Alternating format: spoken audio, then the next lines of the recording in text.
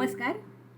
अगस्ती संहिता वाचन इस उपक्रम में मैं वैद्या प्रियदर्शनी बापटकडूस आप सभी का और वैद्य प्रयाग सेठिया सर का हार्दिक स्वागत करती हूँ।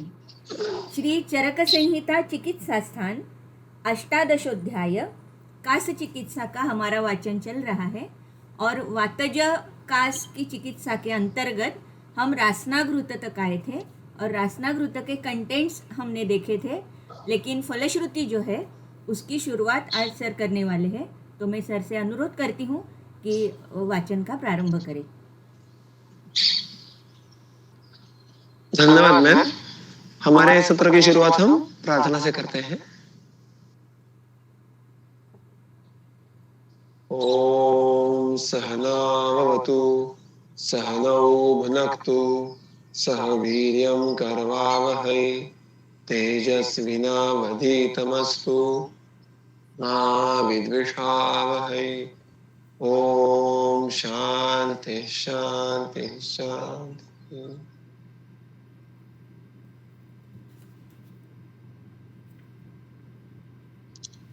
हमने कुछ अंतराल पहले जो हमारा सत्र हुआ था उसमें हमने वातज चिकित्सा का जो चरक संहिता में तीसरा घृत है रासनाघृत, उसके बारे में चर्चा करने का प्रारंभ किया था और उसके बारे में हमने उसके कंटेंट्स भी घटक द्रव्य ये भी देखे थे, किंतु उसमें कुछ खंड होने के कारण मैं फिर एक बार पहले से शुरू करके उसके घटक द्रव्यों के बारे में कुछ संक्षेप में चर्चा करके हम उसके फलश्रुति की तरफ बढ़ेंगे और फिर उसके आगे के कल्प हम क्रमशः देखेंगे। तो आपके सामने रासनाघृत इस कल्प का सूत्र है। द्रोणेपाम साधयेत रासनाम दशमूलिम शतावरीम पलिकां माणिकांशंस्तु कुलत्थन बदनान्यवान तुलार्धं चाजमांसस्य पादशेषेण तेन च वृताडकं समक्षीरं जीवनेहि फलोन्मितैः सिद्धं तद्दशभिः कल्कैर्नस्य पानानुवासनैः समीक्षवातरोगेषु यथावस्थं प्रयोजयेत् पैञ्चकासां चिरक्कम्पं शूलं वंक्षणयोनिजं सर्वांगैकांगरोगांश्च सप्लीहोर्ध्वानिलांचयेत्। तो देखिए इसमें क्वाथक द्रव्य क्वाथ्य द्रव्य ये अलग है, कल्क द्रव्य ये अलग है। उसमें द्रव द्रव्य के तौर पर क्वाथ के साथ क्षीर भी है और ऑब्वियसली घृत है। तो क्वाथ किसका है?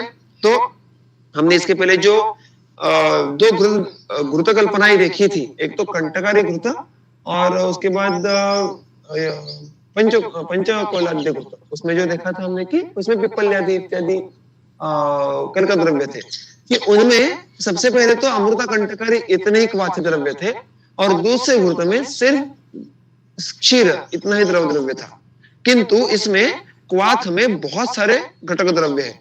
रासना दशमूल शतावरी, उसके बाद कुलत्थ बदर यव जिसको हम थोड़ा मॉडिफाई करके यव कुलत्थ इस परिभाषा में जान ले तो समझना याद रखना आसान हो जाता है और सर्वाधिक प्रमाण में अजामांस है।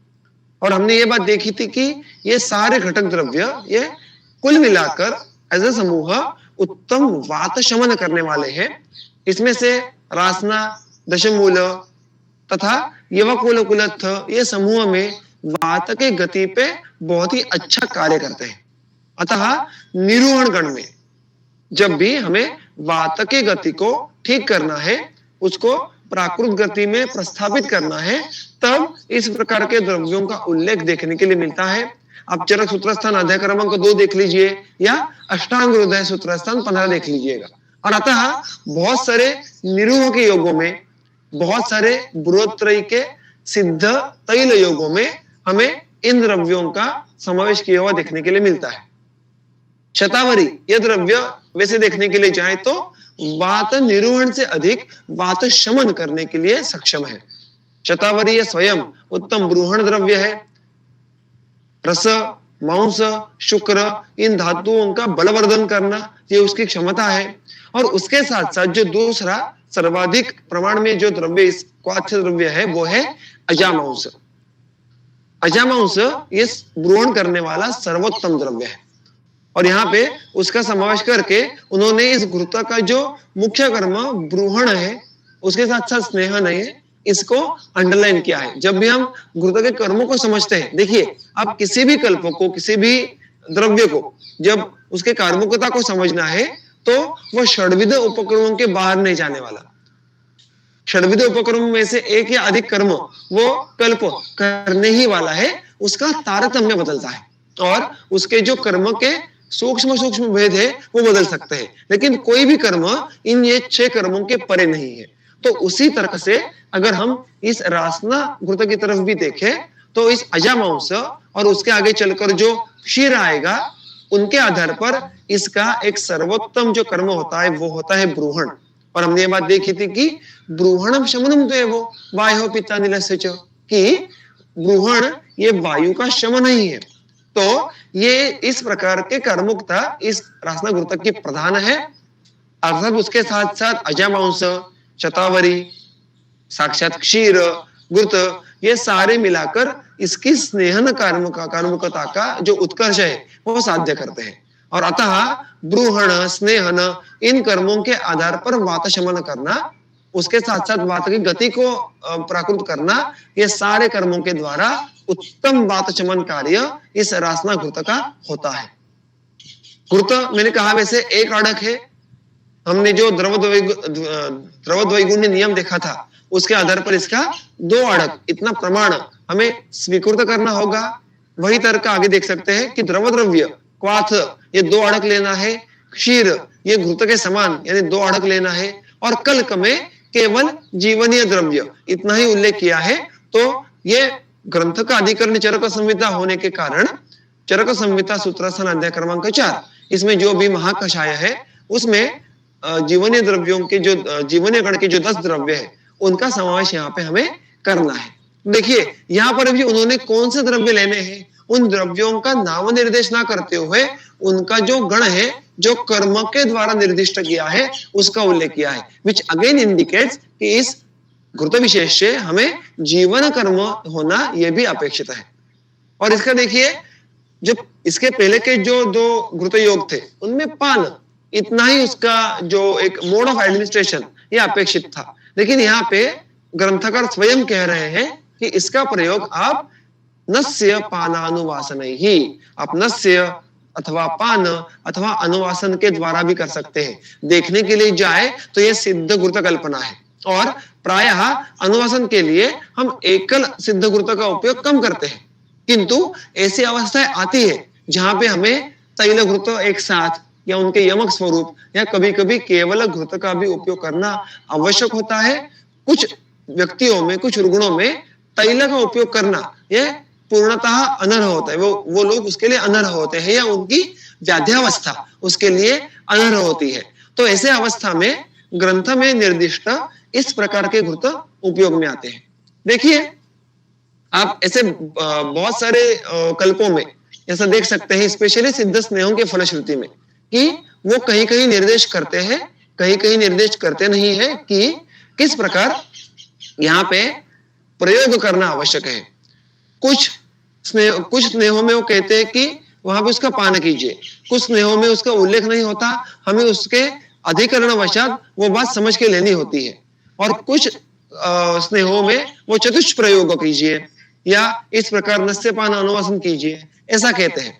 जब भी हम व्यवहार में विभिन्न स्नेह ये पान के लिए, बस्ती के लिए उपयोग में लाते हैं तो प्रायः हमारा प्रयास ऐसा होना चाहिए कि जो हम घृत या तेल उपयोग में ला रहे हैं उसके फलश्रुति में या अधिकरण वशात उसका उपयोग उस कर्म के लिए करना ग्रंथों को अपेक्षित है, क्योंकि एक ही कल्पना, एक ही स्नेह एक किसी भी प्रकार से कार्मुक रहेगी ऐसा नहीं होता है।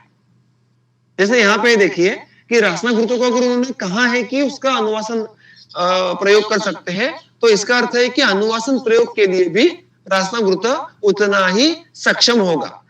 किंतु कोई भी घृत उठाकर कल चल के कंटकारी घृत उठा दिया या कोई अन्य घृत उठा दिया और हम आप एम्पिरिकली उसका बस्ते में प्रयोग करना शुरू करेंगे तो वो ग्रंथों को अपेक्षित नहीं है, क्योंकि कौन सा विशिष्ट योग कौन से किस मार्ग से अधिक योग्य कार्मुक होगा ये भिन्न भिन्न होता है और उसका अंदाजा देने के लिए इस प्रकार की फलश्रुति में उल्लेख होते हैं। तो ये रासना घृत मैंने आपको अभी भी कहा वैसे कि बहुत सारे इसके द्रव्य ये वात के गति को ठीक करने वाले होने के कारण निरूहण या अनुवासनोपग इस प्रकार के कर्म करने के सक्षम होने के कारण इसके फलश्रुति में हमें अनुवासन ये भी एक मार्ग देखने के लिए मिलता है। ओके, अब फलश्रुति की तरफ जाएंगे। देखिए कि वो नस्य इत्यादि 3 मार्गों के द्वारा इसका उपयोग करने से क्या होता है, तो समीक्ष वातरोगेषु यथावस्थम प्रयोजयेत्, ये वैद्य के लिए निर्देश है कि आप समीक्ष ठीक तरह से परीक्षण करके वात रोगों में इसका यथावस्था प्रयोग करें। तो क्योंकि इसका मूल अधिकरण ये वातजकास है, इसकी फलश्रुति में शुरुआत में जो उल्लेख आता है वो वात व्याधि का आता है। और मैंने इसके पहले के सत्र में कहा था वैसे कि अगर मैं किसी को ना कहूं कि ये घृत किस व्याधि अधिकरण में आया है, तो शायद हम में से अधिकतर लोग ऐसा मानेंगे कि ये वात व्याधि का घृत है, क्योंकि रासना, यवकुलकुलत्थ, दशमूल जैसे द्रव्य, अजामांस जैसा द्रव्य, ये सारा वात व्याधि के अधिकरण के कल्पों में बार बार उल्लेख आया हुआ देखने के लिए मिलता है। अब देखिए वात रोगों में भी सारे वात रोगों में अब सर्वथा उपयोग में लाए ऐसा निर्देश यहाँ पे नहीं है।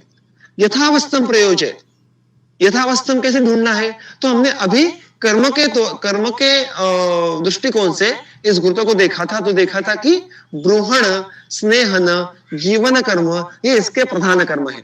और इन कर्मों की अपेक्षा कब होगी, जब वात प्रकोप या वात व्याधि में वात प्रकोप जो है वो केवलम निरूपस्तंभम इस प्रकार का होगा।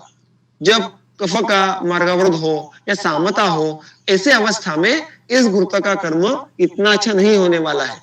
किंतु प्रायः जब निरूपस्तंभित या धातुक्षयजन्य वात प्रकोप हो और तज्जन्य आगे जाकर वात व्याधि की अभिव्यक्ति हुई हो, तो इस घृत का उपयोग करना ये संयुक्तिक होगा।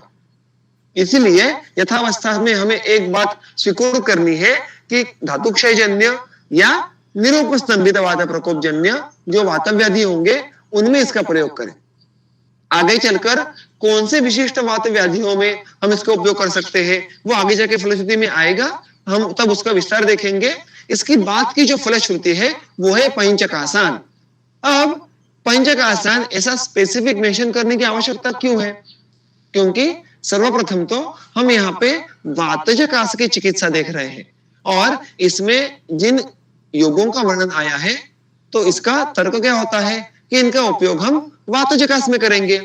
किंतु इस धारणा से बाहर निकालने के लिए इन्होंने यहाँ पे इसका विशिष्ट उल्लेख किया है कि रासना घृत का उपयोग आप ना ही सिर्फ वातजकास में बल्कि सारे कासों में, वातजकास से लेकर क्षयज कास तक इन सारे कास विशेषों में कर सकते हैं। अब जब ऐसी फलश्रुति आती है कि पंचकासान, तो इसका अर्थ है कि 5 कासों में मिलाकर एक कुछ कॉमन सामान्य अवस्था होगी जिसमें इसका उपयोग करना अधिक संयुक्तिक होगा। तो ऐसी कौन सी घटना है जो हर एक कास में हमें घटती हुई देखने के लिए मिलती है, तो अर्थात उसकी सामान्य घटना में जो अध प्रतिहनन है, जो उसका ऊर्ध्वगमन है वायु का, उसका ऊर्ध्वगमन होकर जो हमें उरक प्रदेश में कफ के स्थान पर उसका आघात हुआ देखने के लिए मिलता है। उरक, कंठ, शिर इन जो स्थानों में उसका स्थान संश्रय होता हुआ देखने के लिए मिलता है। और सबसे विशेष जो अंत में वर्धमानम क्षयप्रदम, इस तरफ हर एक कास की टेंडेंसी हो सकती है। इन सारों घटनाओं के विरुद्ध कार्य करने की क्षमता इस रासना घृत की होने वाली है। अतः पंचकासान इस प्रकार की फलश्रुति यहाँ पे उल्लेखित की गई है। उसके बाद देखिए शिरकंपम, शिरकंप यानी शिर की, मूर्धा की जो इनवॉलंटरी एक जो एक्शन है, कंप विशेष, वो हमें देखने के लिए मिलने वाला है। उसके साथ साथ आगे चलकर जो अंत के चरण में उल्लेख आया है सर्वांग और एकांग रोग। आप अगर चरक संहिता वात व्याधि का जो वर्णन है वो चिकित्सा स्थान में देखें तो वहां पे सर्वांग रोग और एकांग रोग नाम से 2 अलग एंटिटीज है, 2 अलग वात व्याधि है। और उनके अगर फलश्रुति उनके अगर संप्राप्ति देखो तो उसमें स्पष्ट रूप से स्नायु और सिरा इनका उल्लेख देखने के लिए मिलता है। उसके अनुषंग से ही कंप ये लक्षण देखे तो इस लक्षण की भी अभिव्यक्ति फिर वो शरीर के किसी भी अवयव विशेष में हो, वात जब स्नायु या सिराश्रित होता है तो हमें कंप इस लक्षण की अभिव्यक्ति देखने के लिए मिलती है। अगर आप देखो तो वात व्याधि में भी जो बहुत सारे अलग अलग उसके प्रकार विशेष है, उनमें भी स्नायु, सिरा, इनका विशेष दूसरे विशेष के तौर पर उल्लेख देखने के लिए मिलता है। तो हम ये बात कह सकते हैं कि जैसे हमने वात व्याधि के अनुषंग से यथावस्था इसमें धातुक्षयजन्य निरूपण स्तंभित वात प्रकोप देखा था, उसके साथ साथ जब भी उनमें दूसरे विशेषों के तौर पर स्नायु और सिरा इनका समावेश होगा, तो रासनाग्रुत will be your drug of choice. उसमें भी आगे चलकर हम देखेंगे कि इसके पहले की फलश्रुति सर्वांग एकांग रोग, इसके पहले का जो वर्णन है वो है शूलम वंक्षण योनिज। तो देखिए ऊपर कंप ये लक्षण था, नीचे शूल ये लक्षण है, तो कुछ विशिष्ट लक्षणों का भी उल्लेख है। ऐसे बहुत बार देखने के लिए मिलता है दोस्तों कि हम कोई विशिष्ट दोष प्रकोप, कोई विशिष्ट व्याधि, ये तो फलश्रुति में होता है, लेकिन उसके साथ साथ कोई विशिष्ट व्याधि ना होते हुए लेकिन कई विशिष्ट लक्षण, इसका वर्णन हमें देखने के लिए मिलता है कि जैसे यहाँ पे शिरकंप नाम के किसी अलग व्याधि का वर्णन वैसे देखने के लिए जाए तो नहीं है, लेकिन कोई अवयव विशेष और वहां पे अभिव्यक्त होने वाला कोई लक्षण विशेष। वैसे ही नीचे वंक्षण शूल, योनि शूल, ये भी कोई व्याधि विशेष नहीं है। ये लक्षण तो अलग अलग व्याधियों में आ सकते हैं, किंतु यहाँ पे उन्होंने उनका वर्णन किया है। तो इस प्रकार की फलश्रुतियां हमें क्या सिखाती है? तो इस भूत विशेष का गामित्व किस अवयव की तरफ होगा। अगर शिर कंप कम करना है तो शिर और उसके आसमंत में जो स्नायु सिरा होंगे उस पे ये घृत पक्का काम करेगा। सिमिलरली अगर वंक्षण शूल कम करना है, योनि शूल कम करना है, तो अर्थात तदगत जो मूढ़ वात है या वात का अवरोध हुआ है उसको दूर करने के लिए इस घृत का गामित्व वंक्षण की तरफ होगा, योनि की तरफ होगा। सो हमें इस प्रकार घृत का पिन पॉइंट गामित्व समझ में आता है। और उसके साथ साथ केवल वात शमन इतना ही काम नहीं, तो उसके आगे चलकर वात प्रकोप और तज्जन्य शूल शमन करना, वात प्रकोप और तज्जन्य कंप शमन करना, इस प्रकार की सूक्ष्म अवस्था हमें समझ में आती है। जो आगे की फलश्रुतियां हैं उसमें प्लीह, हमने देखा था कि प्लीह और उसके साथ यकृत यानी प्लीह वृद्धि या प्लीहोदर, और उसके साथ साथ यकृत वृद्धि या यकृतोदर, ये सारी अवस्थाएं यहाँ पे समाविष्ट हो सकती है। दोष के एंगल से देखे तो जब वातज प्लीह वृद्धि होगी तो इस घृत का उपयोग अधिक होगा। ऊर्ध्वानील, ये अंत में जो फलश्रुति है जिसको हम ऊर्ध्ववात यानी वात की जो गति है वो ऊर्ध्व हो चुकी है। और इसीलिए हम ये भी यहाँ एक बात कह सकते हैं कि मुख्यत्वे जो कास की संप्राप्ति में भी हमें घटना देखने के लिए मिलती है कि वात की गति ऊर्ध्व हुई है, और उसके साथ साथ कास व्याधि छोड़कर जो ऐसे अन्य व्याधि है जहां पे हमें वात की ऊर्ध्व गति देखने के लिए मिलती है, फिर वो उदावर्त होगा, वो श्वास व्याधि हो सकता है। ऐसे अन्य व्याधियों में भी जब हमें ऊर्ध्व दिशा से प्रकोपित वात को उसके प्राकृत गति में प्रस्थापित करना है तो इस घृत का उपयोग हम कर सकते हैं। So to look into the nutshell कि इस रासना घृत का फल कैसे देख पाएंगे। दोष ऑब्वियसली वात इसका प्रधान दोषघ्नत्व में आएगा, और उसका गुण विशेष कौन से हैं? लघु, रुक्ष, खर, चल। अगर इन गुण विशेषों का प्राधान्य हमें वात प्रकोप में देखने के लिए मिला तो ये घृत ये सबसे उत्तम कार्य करेगा। ऊर्ध्वग वात का वातानुलोमन और विशेष रूप से वात को मार्गस्थ करना यानी उसके स्वयं के मार्ग में उसको बहने के लिए प्रवृत्त करना, ये इस घृत का कर्म विशेष है। दूसरों की तरफ देखें तो ये घृत महास्रोतस यानी आम बकवास है, इस पे तो अच्छा कार्य करेगा ही क्योंकि उसका मूल अधिकरण ये कास है। उसके साथ साथ विशेषतः कफस्थान, और जो दूसरा उसका दूसरे विशेष है, हम कहेंगे दूसरे से अधिक रोग मार्ग होगा, वो है मध्यम मार्ग। तो जैसे आभ्यंतर मार्ग पे कार्य करेगा उस प्रकार मध्यम मार्ग, और उसमें भी सिरा, स्नायु यहां तक जाकर मुख्यत्वे वात व्याधि के अधिकरण के अलग अलग अवस्थाओं पे कार्य हमें इस घृत का देखने के लिए मिलने वाला है। इस बारे में इसके पहले के सत्र में हमें कोई वैद्य ने इनपुट भी दिए थे कि कैसे गोपा कुमार सर ने कहा था कि अलग अलग वात व्याधियों की अवस्था में दक्षिण भारत में इसका उपयोग प्रचुर मात्रा में किया जाता है। तो ये बात यहाँ पे हमें समझ में आ जाती है। और कौन से अवयव विशेष जिन पे इसका कार्य देखने के लिए मिलेगा, तो वंक्षण, योनि, शिर, प्लीहा और यकृत। और कौन से कर्म विशेष यहाँ पे हमने देखे, तो शूल, कंप, इन लक्षणों के विपरीत। और उसके साथ साथ हमने उसके पहले देखा था कि कर्म कौन से करेंगे ये, तो ब्रूहण, उसके साथ स्नेहन और जीवन, ये सारे कर्म करने की क्षमता इस घृत के पास है। तो ये हो गया रासना घृत। यहाँ पे चरक संहिता में जो सिद्ध घृत की कल्पनाएं है वातजकास के अधिकरण में, वो पूर्ण होती है और चूर्ण कल्पनाएं शुरू होती है। उसमें जो सबसे पहला चूर्ण है वो है विडंगादि। विडंगम नागरम रासना पिप्पली हिंगु सैंधवम भर्गी शारक्ष तच्चूर्णम पिबेद्वा घृतमात्रया सकफे नीलजे कासे श्वास हिक्का हतामिषु। देखिए, अगर इसमें सबसे पहले हम उसके घटक द्रव्य की तरफ देखेंगे, विडंग, शुंठी, रासना, पिंपली, हिंगु, सैंधव, भारंगी और क्षार, इनका मात्र चूर्ण करना है बस।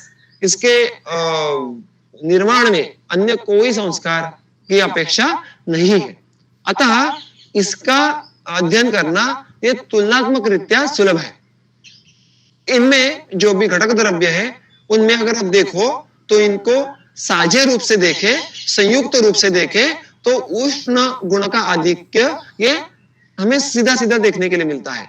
उसके साथ साथ जो अन्य गुण विशेष है उनमें हम ऐसे देख सकते हैं कि केवल अगर चूर्ण संयोग को देखें तो उसका अस्निग्ध रूक्षत्व है।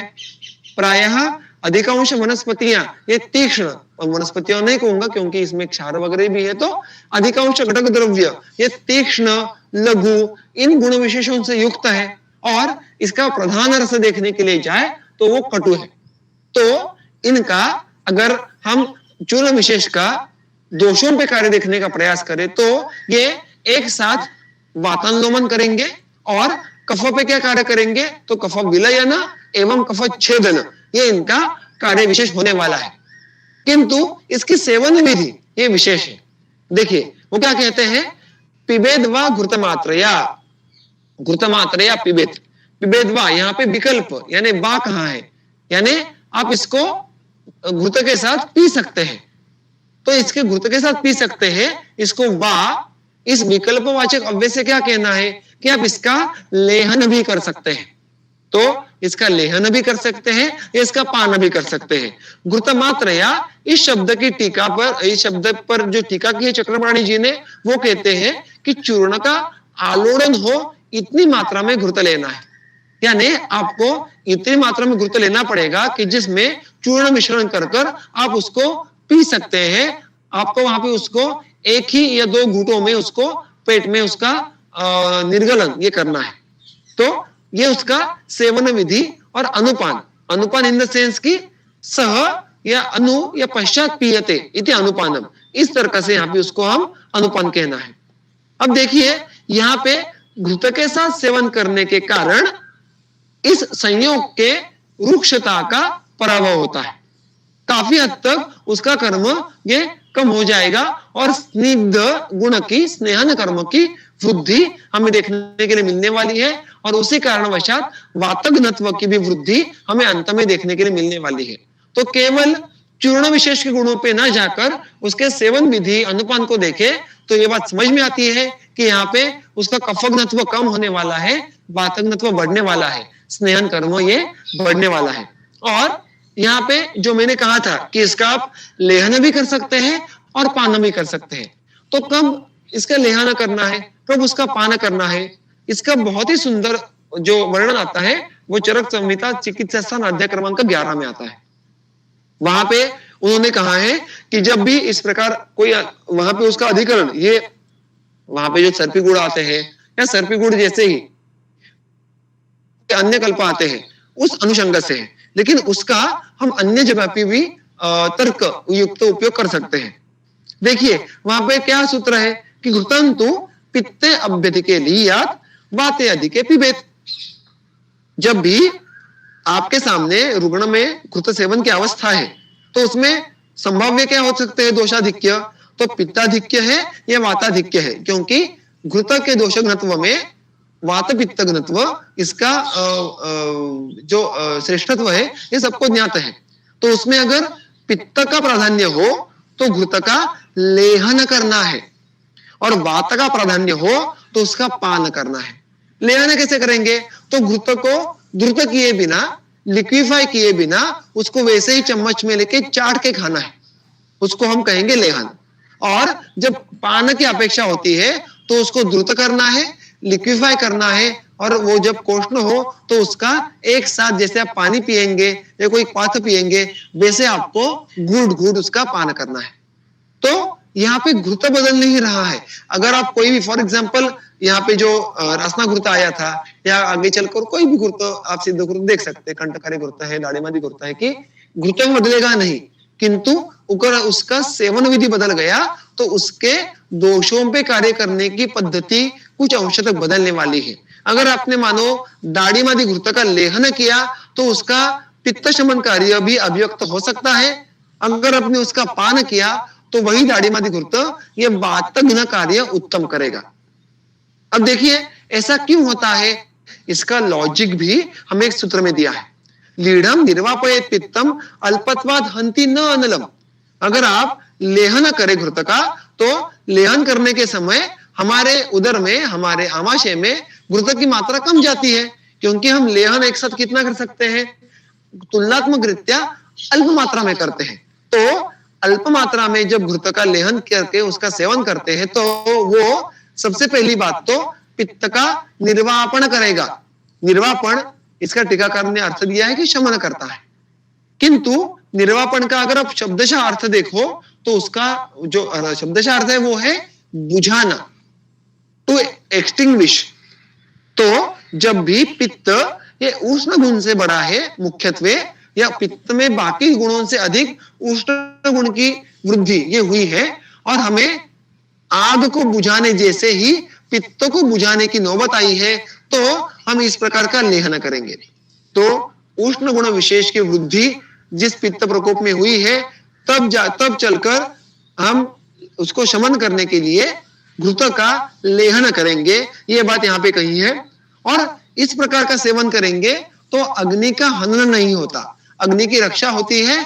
अग्नि इस प्रकार के घृत को आसानी से पचा सकता है। ऑन द कॉन्ट्ररी, अगर आप घृत का पान करेंगे तो क्या होता है? आक्रामति अनिलम पीतम। जब पीत यानी घृत का पान करेंगे तो वो घृत वायु पे आक्रमण यानी आक्रमण करेगा, मानो एज इफ, क्योंकि उस घृत के सेवन में एक विशिष्ट गति होती है, वो वात के गति को सुधारने के लिए अधिक उपयुक्त होता है। अतः जब भी वात की गति, जैसे हमने कास में देखा है, श्वास में होगा, उदावर्त में होगा, या अन्य ऐसे किसी वात प्रधान व्याधियों में वात की गति बिगड़ गई होगी और उसको सुधारना होगा, तो वहां पे हमें घृत का लेहन करके उपयोग नहीं है, वहां पे उसका हमें एट अ स्ट्रोक पान करना होगा। किंतु उसमें होता क्या है? ऊष्माणम नृणद्धिच, इतने बड़े पैमाने पे जैसे हम वमन विरेचन के पहले घृत पान करते हैं वैसे ही उसमें होता क्या है? वो तात्कालिक अग्नि पे आवरण डालेगा, उसका निरोध करेगा। ऊष्मा यानी यहाँ पे अग्नि लेना है, क्योंकि इतने बड़े पैमाने पे घृत का एक साथ सेवन करना ये अग्नि के लिए ओवरवेलमिंग होता है। तो अग्नि उसका अल्पशः अल्पकाल में पचन करने के लिए सक्षम नहीं होता है, इट टेक्स टाइम। तो जब भी अग्निबल बहुत कम हो तो आप घृत का पान कहीं कर पाएंगे, क्योंकि उससे अग्नि का बल कुछ और कम हो जाएगा। अतः यह क्राइटेरिया है कि घृत का पान कब करें, घृत का लेहन कब करें। और इसलिए इसका जो अनुवर्तन है ये हमें ना ही सिर्फ क्षतक्षीण अध्याय के लिए करना है, मुख्यत्वे कास में आगे आगे चलकर अब देखोगे तो कुछ योगों में उन्होंने विशेष रूप से ऐसा कहा है कि अभी आप लेहन कीजिए, और जैसे कुछ योगों में कहा है अब इसका पान कीजिएगा। इस प्रकार का आपको वर्णन आगे चलकर यक्ष्मा के अधिकरण में भी, अगर हमारा सबका जो प्रसिद्ध चूर्ण है सीतोपलादि, वो भी आप देखने के लिए जाए तो वहां पे वो कहते हैं कि आप इस चूर्ण का भक्षण भी कर सकते हैं और लेहन भी कर सकते हैं। हमने ये बात देखी थी जब संप्रति देख रहे थे कि लेहन का महत्व क्यों है, और वहां पे हमने देखा था कि कासा अधिकरण में हमें बहुत सारे लेह या लेहन योग्य कल्पनाएं देखने के लिए मिलती है। यहाँ पे उल्टा विड़ंगादि चूर्ण में उन्होंने पान करने का निर्देश किया है। तो ये सारी बातें देखकर हमें समझना क्या है कि विड़ंगादि चूर्ण का आप घृत के साथ पान भी कर सकते हैं या घृत के साथ लेहन भी कर सकते हैं। जब अब इस तर्क के आधार पर जब अग्नि का बल बहुत ही कम हो तो वहां पे लेहन करना है, अग्नि का बल तुलना से थोड़ा अधिक है तो यहाँ पे उसका पान भी कर सकते हैं, क्योंकि इसके फलश्रुति में ही हताग्नि आया है और इसके जो संयोग द्रव्य है, जो मूल योग है, उसमें अत्यंत उष्ण, तीक्ष्ण, लघु और अग्नि का दीपन करने वाले द्रव्य है। अतः जो घृत का पान करेंगे वहां पे भी हम घृत के पाचन के लिए, अग्नि बलवर्धन के लिए हमारे पास सफिशिएंट द्रव्यों का संयोग है। और ये देखिए, इसीलिए उसकी फलश्रुति किस तरफ जाती है? सकफे अनिलजे कासे श्वास हिक्का हताग्निशु। जब भी इस प्रकार के उत्तम कफन द्रव्यों का उपयोग करने वाले हैं हम, तो उसका रिफ्लेक्शन हमें फलश्रुति में देखने के लिए मिलने वाला है। तो केवल वातजकास में इसका इतना अच्छा उपयोग नहीं होगा, उसके लिए बना ही नहीं है। जब भी वातजकास में कफानुबंध होगा, यानी रुग्ण कहता है कि बहुत खांसने के बाद कफ गिरता है लेकिन उसकी मात्रा ये ठीक ठाक होती है, वहां पे घन कफ होगा, मुख्यतः वो कफ स्थिमन होने के बाद कुछ देर तक ठीक लगता है, फिर कासवेग शुरू होता है, फिर थोड़ी देर बाद कफ गिरता है, फिर वो कम हो जाता है और ये लूप, ये साइकिल ये चालू ही रहेगा। यानी इसका अर्थ क्या है कि वात का प्रकोप तो है ही, लेकिन दुष्ट कफ की निर्मित ये चल ही रही है। वो पूरी ने वो कफ स्टीमन कर दिया और खत्म हो गया, ऐसा नहीं हो रहा है। अतः यहाँ पे हमें वात के साथ साथ कफ शमन के बारे में भी सोचना होता है। यहाँ पे अगर आप द्रव्यों के गुण विशेष को देखें तो हमने बात देखी थी कि उनमें उष्ण गुण का प्राधान्य है और इसलिए जब भी प्रायः शीत गुण विशेष, यानी आइसक्रीम, मस्तानी या फ्रिज में रखे हुए कोई आहार विशेष का सेवन किया या एसी में बहुत देर तक बैठे हैं, शीत प्रवात का सेवन किया, ऐसे जो विशेषतः शीत गुण प्रधान हेतुओं का सेवन करने के बाद उससे उद्भूत अगर कास हुआ है या उससे उद्भूत वात कफ प्रकोप है, तो वहां पे हमें विड़ंगादि चूर्ण यह अत्यंत उपयुक्त साबित होगा। ये वहां पे क्या करेगा? तो स्नेहन करेगा और उसके साथ साथ कफ विलयन और वातन लोमन ये दोनों कार्य करेगा। वैसे देखने के लिए जाए तो कफ स्निग्ध है, वात रुक्ष है और दोनों पे एक साथ काम करने के लिए हमें इस प्रकार के संयोग की आवश्यकता होती है कि घृत है वो यहाँ पे वात शमन उत्तम कार्य करेगा और इस कल्पना का रौक्ष कम करके जो संयोग है उससे वात प्रकोप नहीं होने देगा। ऑन द कॉन्ट्री अनुबंधी कफ का शमन करने के लिए यहाँ पे एक अच्छा संयोग विशेष हमें देखने के लिए मिलता है और व्यवहार में बहुत सारे वैद्यों के डिस्पेंसिंग में इसका उपयोग किया जाता है। ये कल्पना, ये चूर्ण कहीं भी आपको बाजार में बना बनाया नहीं मिलेगा, किंतु अगर आप इसके घटक द्रव्य देखो तो ये इतने सुलभ है कि आप अपने क्लिनिक में ये बना के रख सकते हैं। मैंने आपको शायद पहले के कुछ सत्रों में कहा था कि देखिए, जब भी हमारे आपके आंखों के सामने अगर आप काशी चिकित्सा को एक थोड़ी देर तक नजरअंदाज करें और हमारे आपके आंखों के सामने कासघ्न, ऐसा अगर मैं कहूं तो कौन से एकल द्रव्य आएंगे, कौन से कल्प आएंगे, अगर हम ऐसा लिख के रखें तो बहुत ही एक मर्यादित लिस्ट तैयार होती है और उस लिस्ट में भी साक्षात कास अधिकरण के बहुत बहुत कम कल्प या द्रव्य हमारे नियोजन में आते हैं, क्योंकि हम काश चिकित्सा का जब तक मूलतः अध्ययन नहीं करें तब तक जो हमारे गतानुगत तत्व के सीतोपलादि, तालिसादि, लवंगादि, नागकुटी, ये जो अन्य कल्प है वही हमारे आंखों के सामने आते हैं, या पिप्पली, भारंगी, इसके आगे हमारे एकल द्रव्यों की जो गाड़ी है वो जाती नहीं है। जब हम इस प्रकार के बारंबार अलग अलग कासग्न योग देखें तो हमें समझ में आता है कि एक्चुअल कास में कार्य करने वाले द्रव्यों का स्पेक्ट्रम बहुत बड़ा और बहुत अलग अलग है। इसी अनुषंग से आगे की फलश्रुति देखिएगा कि श्वास हिक्का, इसका भी उल्लेख हमें फलश्रुति में देखने के लिए मिलता है। तो श्वास हिक्का, इनमें जब कफानुबंध हो और मुख्यत्वे कास या अधिकरण होने के कारण कास वृद्ध्या भवे श्वासः, इस वाग्भटोक्ति के अनुषंग से जब भी कास दीर्घ काल तक टिका है, उस कारण श्वास व्याधि से रुग्ण पीड़ित है और उसमें हमें अग्निमांद्य देखने के लिए मिल रहा है, या अग्निमांद्य जनित कास, अग्निमांद्य जनित श्वास, ऐसी अवस्था उल्टी भी हो तब भी हमें विडंग आदि का उपयोग करना ये योग्य होगा।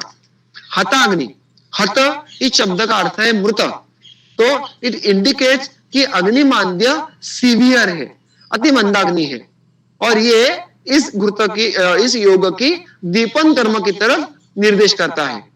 तो विशेषतः वात कफजन्य अग्निमांद्य की अवस्था में यह मृदंगादि चूर्ण उत्तम कार्य करेगा। ऑब्वियसली जब हम इसका यथावत उपयोग करेंगे, घृत के साथ उपयोग करेंगे, तो निरामावस्था में ही इसका उपयोग करना है। तो निरामावस्था लेकिन अग्निमांद्य, ऐसी अवस्था में इसका उपयोग होगा। अगर सामावस्था है तो युक्तिवशात आप घृतों को छोड़कर उद्वलित चूर्ण का उपयोग करेंगे, तो वो पाचन करने की भी क्षमता रखता है और फिर आप उसका उपयोग सामता में भी कर पाएंगे। तो इस प्रकार अनुपान, काल, मात्रा इनको बदलकर आप एक ही चूर्ण का अलग अलग प्रकार से उपयोग कर सकते हैं। ओके, अब देखिए इसका आगे का जो योग है, इसका कोई विशेष नाम ऐसा नहीं है, ग्रंथ में भी दिया नहीं है, और प्रायः वैद्यों के व्यवहार में भी ये योग अधिकांश देखने के लिए मिलता नहीं है। तो हम इसका जो कहते हैं कि थ्योरेटिकल अध्ययन करेंगे और उसके अवस्था को देखने का प्रयास करेंगे। द्वौक्षारो पंचकोलानि पंचैव लवणानि च षटी नागर कोदिच्च कल्कम वा वस्त्रगालितम पाययेत घृतोन्मिश्रम वातकास निबर्हणम। अब ये जो योग है ये हमें अष्टांगुरुदय, अष्टांग संग्रह या सुश्रुत इन अन्य बृहत्त्रयी ग्रंथों में देखने के लिए मिलता नहीं है। और यहाँ पे एक जो अभी भी मेरे मन में संशय है कि क्या ये एक ही योग है या दो योगों को यहाँ पे उन्होंने अलग अलग वर्णन किया है। ऐसा क्यों? क्योंकि अभी तक मेरे मन में निश्चित ही नहीं है, इसलिए यहाँ पे मैं आपके सामने एक लाउड थिंकिंग करने वाला हूँ। शायद आप में से कोई इसका एक सुनिश्चित उत्तर देने का उत्तर ढूंढ पाए, क्योंकि टीकाकारों को भी अगर हम देखें तो वहां पे भी हमें इसका कोई विशेष निश्चित हुई देखने के लिए मिलती नहीं है। ऐसा मैं क्यों कह रहा हूं?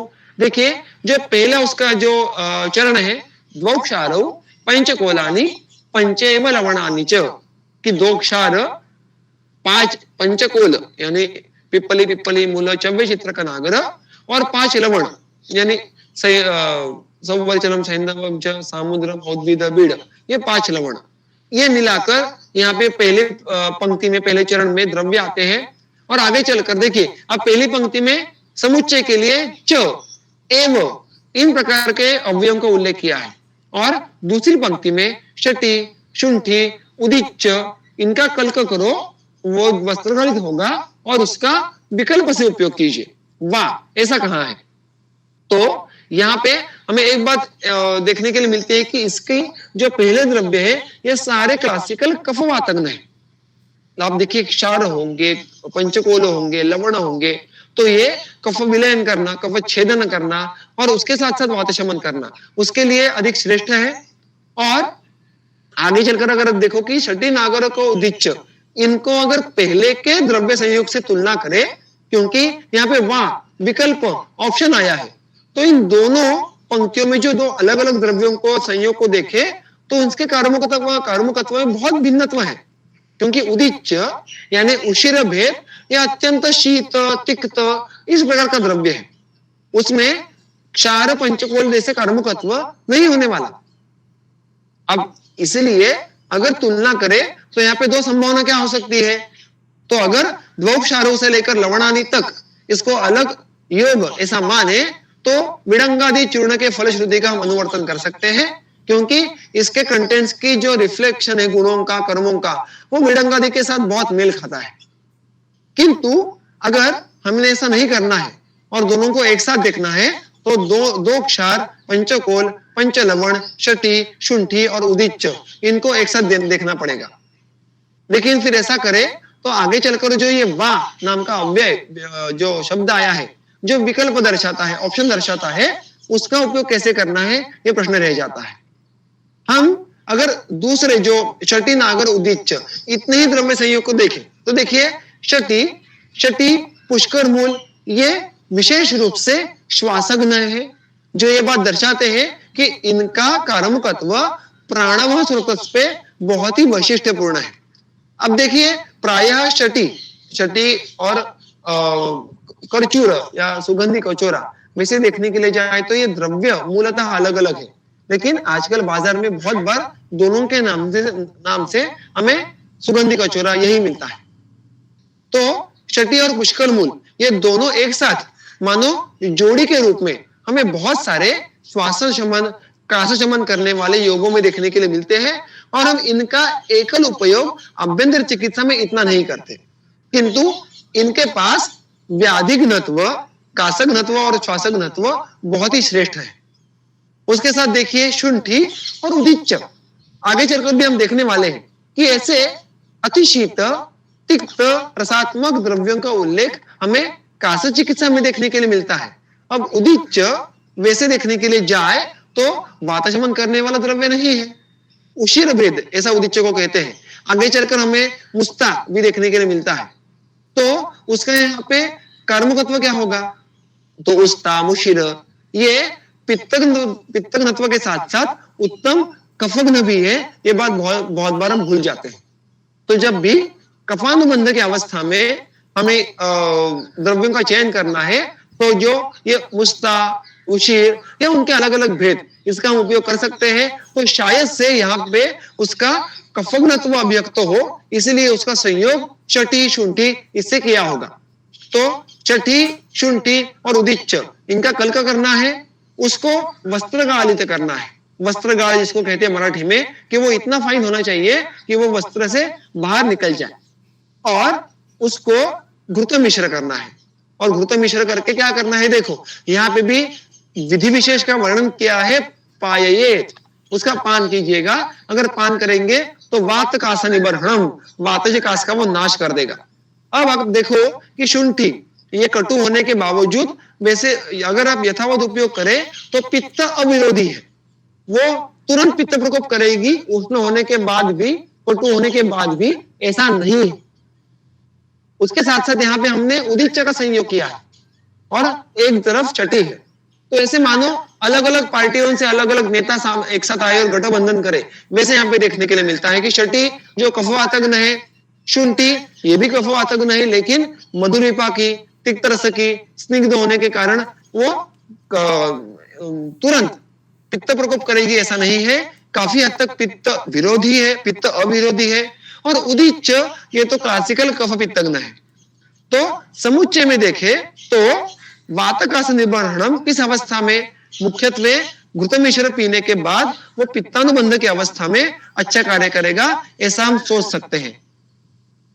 इस सोच के पीछे कोई और एविडेंस है क्या? तो बिल्कुल आगे चलकर अब जब पित्तजकास चिकित्सा देखेंगे तो वहां पे हमें इस योग से ही बहुत सिमिलर ऐसा योग देखने के लिए मिलता है। इसी अध्याय में सूत्र क्रमांक 106, शर्करा नागरोदिच्चम कंटकारीम शटिम समम पृष्ठवा रसम पिबेत पूतम वस्त्रेण वृतमूर्छितम। देखिए कितना सामान्यत्व है दोनों योगों में। वस्त्रेण पूतम, वस्त्र गाल कीजिएगा, वृतमूर्छितम, वृतों को मिलाकर पान कीजिएगा। और इसमें क्या कहे देखो, शर्करा, नागर, उदीच्च, कंटकारी, शटी, ये सारे समसमान लेने हैं। इसमें से शुंठी, उदीच्च और शटी ये तीनों द्रव्य तो साक्षात वातजकास में योग विशेष आए हैं। आगे चलकर केवल उन्होंने शर्करा और कंटकारी का समावेश करके पित्तजकास प्रत्यनिक योग का गठन किया है। तो जब हम इस प्रकार का अध्ययन करते हैं तो ग्रंथकारों की योग तैयार करने के पीछे की मनोभूमिका हमें समझ में आना शुरू हो जाता है कि कैसे ग्रंथकार कुछ विशेष द्रव्यों को ऐड कर अलग अधिकरण का योग बनाते हैं, कि उन विशेष द्रव्यों का संयोग वैसे ही बना के रखकर वो बार बार रिपीट करते हैं। आगे चलकर हम देखने वाले हैं कि कैसे शटी, शुंठी इनका संयोग हमें बार बार देखने के लिए मिलता है।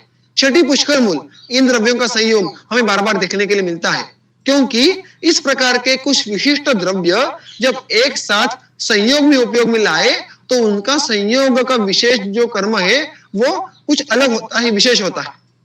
वो द्रव्य वो भिन्न भिन्न अलग अलग वो काम नहीं कर पाएंगे जो एक साथ आकर करेंगे। वहां पे एक और एक 2 ऐसा हिसाब अरिथमेटिक नहीं होता है। एक और एक 11 भी हो सकते हैं, एक और एक 5 भी हो सकते हैं।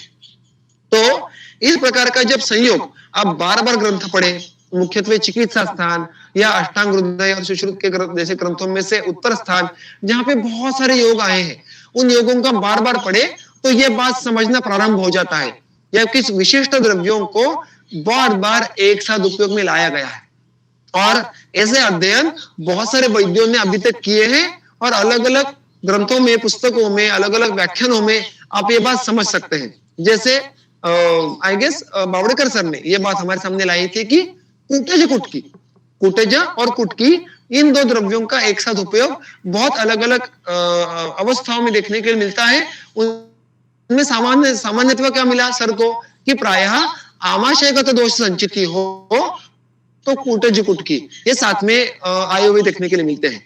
वैसे ही निम्ब पटोल, इनका भी साथ में उपयोग बहुत सारे योगों में एक साथ किया हुआ देखने के लिए मिलता है। विशेषतः कुष्ठ चिकित्सा में निम्बा आता है तो उसके साथ साथ मानो पटोल, ये एक से एक पे एक फ्री, इस लॉजिक से ही देखने के लिए मिलता है।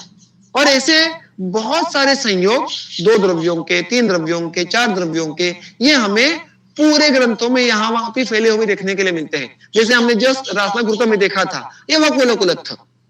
तो जब हम इस प्रकार के संयोग का अध्ययन करते हैं तो जो आजकल हमारी आपकी रूढ़ स्टाइल है चिकित्सा में डिस्पेंस करने की, हम प्रायः पुड़िया बनाते हैं, चूर्ण एक साथ इकट्ठा करते हैं, उनका हम सम्मिलन करते हैं और पुड़िया तैयार करते हैं। तो अगर हमें इस व्यवहार में अधिक शास्त्रीयत्व लाना है, हमें इसमें हम जो संयोग करते हैं उनमें अधिक तर्क लाना है, तो जब हम ये इन प्रकार के संयोग ग्रंथों में कहां पे किस प्रकार आए हैं ये समझेंगे तो हमारे डिस्पेंसिंग में भी हम इस प्रकार के द्रव्यों का संयोग कर पाएंगे, जिससे हमें संयोग का विशेष फल रुग्ण में देखने के लिए मिलेगा। हम हमारे मन से ही संयोग करते बैठे, पिपली, सीतोपलादि, लक्ष्मी विलास वगैरह, तो उसमें कोई गलत बात ऐसा नहीं कहूंगा, लेकिन हम और आप मुनि ना होने के कारण हमें संयोग विशेष का फल मिलना ये संभव नहीं होता है। हम जो भी बाय फ्लूक संयोग का फल मिलेगा वो मिलेगा, किंतु अगर प्लान्ड हमें संयोग का फल प्राप्त कर व्याधि विपरीत कर्म करना है तो अगर ग्रंथोक्त संयोग का उपयोग करे, ग्रंथोक्त कल्पों का उपयोग करे, तो फिर हमारी चिकित्सा में अल्प मात्रा में, अल्प काल में एफिशिएंट फल प्राप्ति करना यह संभव होता है। और अतः मेरा हमेशा वैयक्तिक आग्रह रहता है कि ग्रंथोक्त और मुख्यत्वे बृहत्त्रयी में जो कल्पनाएं आई है उनका अधिकांश उपयोग करें। मुख्यत्वे अर्ली प्रैक्टिस में तो हमें बृहत्त्रयी का जो एक साक्षात आपतत्व है उसका हमें डायरेक्टली उपयोग हो जाता है और उन संयोग विशेष का हमें रुग्णों में अच्छा उपयोग होते हुए देखने के लिए मिलता है। जितना हम हमारे मन से संयोग करें या प्रोप्राइटरी मेडिसिन का अधिक उपयोग करें, उतना हमें इस प्रकार का फल मिलने की संभावना कम हो जाती है। Okay, so coming back to कल्पना कि यहाँ पे देखो विडंगादि के बाद द्वौक्षारो ये वाला एक कल्प था, षटी नागरोदिच्च ये कल्प देखा। हमने ये भी बात देखी कि ये 2 कल्प भिन्न भिन्न हो सकते हैं। अगर भिन्न भिन्न हो तो दोनों की अवस्थाएं कैसी है, एक साथ भी हो सकते हैं किंतु उसमें प्रॉब्लम क्या अराइज हो सकता है। So it is an loud thinking and open question for all of us, all of you. अगर इसको कोई पक्का उत्तर हमें मिल जाए तो व्यवहार करने में सुलभता आ जाएगी। इसके बाद आता है दुरालभादि चूर्ण। देखिए मैं इस चूर्ण कल्पनाओं को पहले पढ़ता हूं या सूत्र को, बाद में इसका वर्णन देखते हैं। दुरालभाम शटीम द्राक्षाम श्रृंगवेरम सितोपलाम लीयात कर्कट श्रृंगिंच कासे तैलेन वातजे। वातज कास का ही चूर्ण योग है, किंतु देखिए कितने अलग द्रव्य अचानक हमारे सामने आ गए। दुलालभा धमासा, शटी फिर एक बार आ गया। ऐसा कोई द्रव्य अगर किसी विशिष्ट अधिकरण में बार बार ग्रंथ उपयोग में ला रहे हैं तो इसका अर्थ ऐसा है कि उस द्रव्य को उस विशिष्ट अधिकरण में कुछ विशेष कर्म है। यानी शटी ये कास में और वातज कास में उत्तम कार्य करेगी, इसका रजिस्ट्रेशन ये हमारे मन में, बुद्धि में होना चाहिए। द्राक्षा श्रृंगवेर, मैंने कहा था ना शटी शुंठी, ये योग ये संयोग फिर एक बार यहाँ पे आया। सीतोपला, बस इतना सीधा आसान योग है। यहाँ पे प्रमाण का उल्लेख नहीं है तो सारे द्रव्य सम प्रमाण में लेना, ये सीधा यहाँ पे उसका एक नियम होगा। किंतु गंगाधर यहाँ पे उसको एक ट्विस्ट देते हैं। वो कहते हैं कि यहाँ पे शीतोपला यानी शर्करा बाकी सारे द्रव्यों को एक साथ मिलाकर जितना उसका प्रमाण होगा उतना लेना है। तो टीकाकार ने कोई अलग ओपिनियन दिया है तो उसका कॉग्निजेंस लेना ये हमारा कर्तव्य है, इसलिए मैंने ये बात आपके सामने रखी है। लेकिन मैं मेरे व्यवहार में चिकित्सालय में जब भी एक संयोग बना के रखता हूं तो सारे घटक द्रव्य सम प्रमाण में ही लेता हूं। अब देखिए, मैंने कहा था वैसे कि यहाँ पे चूर्ण योग का लेहन करने का निर्देश आया है, और वो किसमें घुल मिलाकर, तो तैल में। तैल अनुक्त हो तो तिल तेल का सेवन करना है, ये बात सब जानते हैं। तो यहाँ पे हमें ये चूर्ण बनाना है, हमें उसमें उतना ही तैल लेना है जिससे हम जैसे चटनी खाते हैं या चाटन जिसको मराठी में कहते हैं उसका सेवन करते हैं, वैसे हमें इस चूर्ण का लेहन करना है, सेवन करना है। अब यहाँ पे अब चूर्ण में जो द्रव्य विशेष है उनके समुच्चय जो उनका गुण विशेष है, कर्म विशेष है, उनकी तरफ देखने के लिए जाए तो अनुष्ण शीत, ईश स्निग्ध और नाति गुरु लघु, यानी no any kind of extremism, ऐसे हमें यहाँ पे देखने के लिए मिलता है। बिल्कुल मध्यम मार्ग से चलने वाला मानो ऐसा ये चूर्ण है। जब लेकिन इसका संयोग तैल से होता है तो तैल स्वयं उष्णवीर्य का, स्निग्ध गुण का, सूक्ष्म, गुरु और रसतः मधुर, तिक्त, कषाय रसात्मक है। और इस प्रकार तैल का संयोग इस कल्प की दिशा बदल देता है, निश्चित करता है। इस प्रकार से देखिए यहाँ पे तैल ये उसके वातघनत्व में अधिक योगदान देगा और उसको आगे चलकर वो विशिष्ट रूप से गामित्व भी देगा। जब हम इस घटक द्रव्यों की तरफ देखते हैं तो केवल रस वीर्य विपाक को देखें तो लगता है कि ये भाई बहुत ही माइल्ड कॉम्बिनेशन है। आप द्राक्षा, धमासा, सीतोपला इनसे क्या वातजकास कम करेंगे? और इसीलिए हमें केवल रसवीर्य विपाकों की तरफ देख के काफी नहीं होता है, हमें प्रभाव की तरफ देखना बहुत आवश्यक होता है। और द्रव्य प्रभाव को सीखने के लिए हमें अलग अलग उसके मोड्स ये ग्रंथ में देखने के लिए मिलते हैं। सबसे एक आसान है चरक सूत्रस्थान 4था अध्याय, जहां पे कर्म विशेष के अनुषंग से द्रव्यों का वर्गीकरण किया है। अगर वो अध्याय अगर देखे और वहां पे इन द्रव्यों का उल्लेख कहां कहां पे आया है ये देखने का प्रयास करे तो दुरालभा, द्राक्षा, कर्कट श्रृंगी इनको कासहर गण में समावेश किया है। यानी कासहर गण के द्रव्यों का वैशिष्ट क्या है? वो कास व्याधि के प्रत्यनीक है। उनके पास कास व्याधि के संप्राप्ति को भंग करने की क्षमता है। तो हर स्निग्ध द्रव्य, हर उष्ण द्रव्य कासग्न नहीं होता है, हर वातशमन द्रव्य कासग्न नहीं होता है। और उल्टा यहाँ पे देखने के लिए उल्टा मिल रहा है कि दुरालभा जैसे शीत द्रव्य, द्राक्षा जैसे शीत द्रव्य भी कासग्न कर्म करता है। और इस प्रकार के प्रभाव को समझना यह रसवीर्य से संभव नहीं होता है। अतः इस प्रकार के गणों को देखे तो हम ये बात समझते हैं कि धमासा, द्राक्षा ये कास व्याधि के संप्राप्ति को भंग करने की क्षमता रखते हैं। उसके साथ साथ वहां पे कर्कट श्रृंगी का भी उल्लेख आता है। ओके, यहाँ पे अर्थात श्रृंगी ये आगे चलकर दूसरी पंक्ति में आती है, वो उसका हमें चूर्ण में समावेश करना है। शायद मेरे अभी के वर्णन में उसका उल्लेख करना मैं भूल गया था। छठी मैंने कहा था अभी थोड़ी देर पहले, प्राणवह स्रोत स्थित वात कफ नाशन के लिए एक उत्तम द्रव्य है शुंठी। ये इस द्रव्य के बारे में हम सब जानते हैं कि आमाशयगामी है, दीपन पाचन कार्य उत्तम करती है। और सीतोपला इसकी भूमिका क्या है? तो वो मधुर है किंतु अश्लेषमल है। मधुर होने के बावजूद वो कफ प्रकोप नहीं करती। और इसलिए हम अगर इन सबको एक साथ देखें तो ये बात समझ में आती है कि तैल के योग के कारण इसका गामित्व ये बहुत ही सूक्ष्म होता है। अतः दीर्घकालीन वातजकास जिसमें किसी अन्य दोष का अनुबंध अधिक नहीं है, किंतु मुख्यत्वे लीनावस्था में अत्यल्प मात्रा में कफ की संचिति हो तो ये योग बहुत ही सुंदर कार्य काम में आ देगा।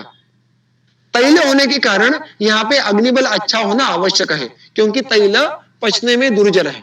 तो अग्निमांद्य की अवस्था में ये कल्प काम में नहीं आएगा, वहां पे हमारा विडंगादि था। अगर कफ का बल बहुत अच्छा खासा है अनुबंध के स्वरूप पर, तो विडंगादि काम में आएगा। लेकिन कफ का बल अत्यल्प है, किंतु क्रॉनिक है, चिरकालीन है, लीन है, तो सूक्ष्म गुणों के कारण तैल उस लीन कफों को बाहर निकालने की क्षमता रखेगा, वो क्षमता उतनी विडंगादि में नहीं रहेगी। और यहाँ पे मैंने कहा था वैसे कि ये इसमें जो अधिक सारे द्रव्य है वो कासार गण से आए। अतः जब भी हमें बातों को अनुलमन करके कासा का प्रशमन करना है, तो दुरालभादि का तैल का साथ लेहन करना ये बहुत ही सुंदर उपयोग में लाया हुआ देखने के लिए मिलता है। और ये दोनों यानी विडंगादि और दुरालभादि, ये दोनों योग मेरे वैयक्तिक और बहुत सारे वैद्यों के व्यवहार में देखने के लिए मिलते हैं। और इस प्रकार की अलग अलग अवस्थाओं में अगर आप इसका यथावत उपयोग करें, यानी विडंगादि का घृत के साथ पान या लेहन करना, दुरालभादि के साथ तेल के साथ सेवन करना, तो यथावत हमें उसका उपयोग होता हुआ देखने के लिए मिलता है। तो इस प्रकार हमने आज रासनाघृत और उसके आगे चलकर जो 4 अलग अलग वातजकास के चूर्ण योग है, इनका हमने अध्ययन करने का प्रयास किया। हम आगे के सत्र में विडंगादि और दुरालभादि इनका जो आज देखा वर्णन, उसका एक टेबुलर फॉर्म देखेंगे कि दोनों में अवस्था भिन्नत्व ये कैसे कर पाएंगे, और उसके आगे चलकर जो उर्वरित योग है उनको देखना प्रारंभ करेंगे। ओके, तो आज के लिए मेरा वर्णन यहाँ पे मैं पूर्ण करता हूँ और आगे के सूत्र में प्रियदर्शनी मैम की तरफ सुपुर्द करता हूँ। सबको मनपूर्वक धन्यवाद। मनपूर्वक धन्यवाद सर। आप एक बार सिर्फ ये जो द्वौ क्षारो पंचकोलानि ये जो श्लोक है प्लीज डिस्प्ले कर सकते हो? Just minute.